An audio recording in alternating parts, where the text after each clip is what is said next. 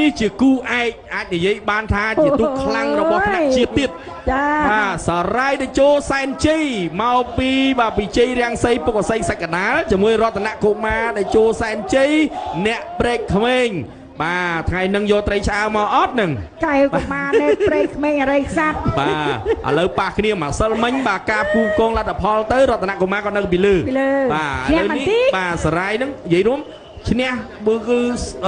0.11 វិបាទ11 វិ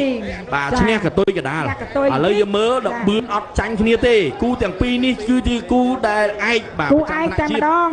ហើយអ្វីដែលបងប្អូនយើងកំពុងតែតន្ទឹងរង់ចាំបានមកដល់ហើយសរាយតេជោសែនជ័យសរាយតេជោសែនជ័យកាលពីឈ្មោះពីដើមគេមានសរាយផុតសរាយសែនជ័យអូច្រើនណាស់ឈ្មោះបាទហើយទូកនេះនៅសម័យ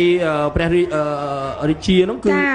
បញ្ជាឲ្យទៅទិញនោះម្ចាស់ការបាទយកមកនេះប្រវត្តិខ្លះឥឡូវយើងគុំនិយាយយើងនិយាយតែលបឿនទាំងពីរវិញបាទលេងគ្នាទូកខ្លាំងប្រចាំខេត្តកណ្ដាលណាមកចំហៀងម្នាក់ឥឡូវយើងយល់ចាំមើលយ៉ាងម៉េចសុទ្ធអាអ្នកជើងទឹកដូចគ្នាទេណាបាទចានិយាយពីសរាយតេជោសែនជ័យមិនដែលធ្លាក់ក្រោមលេខ6ទេអត់ដែលទេបាទមានលេខ2លេខ1លេខ2លេខ3លេខ4លេខ5បាទឆ្នាំមុនលេខ5លេខ5អត់ដែលដល់លេខ6ទេ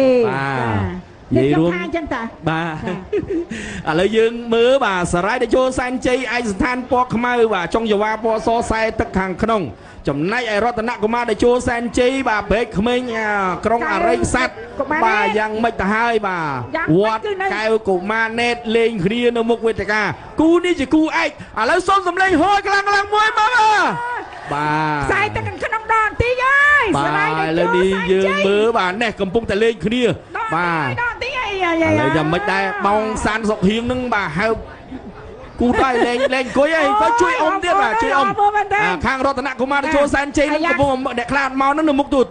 បាទកំពុងតែមើលហើយឥឡូវមកលេងគ្នាឥឡូវจะមើលសរាយឬរតនៈ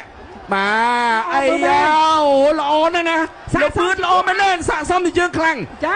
ឥឡូវនេះសរាយដកហើយនេះអូយសរាយមកដកដែរអូយ30ម៉ែត្រចុងក្រោយអូយបាទល្អណាស់បងសានសុខហៀងបាទបងសានសុខហៀងអើយបាទ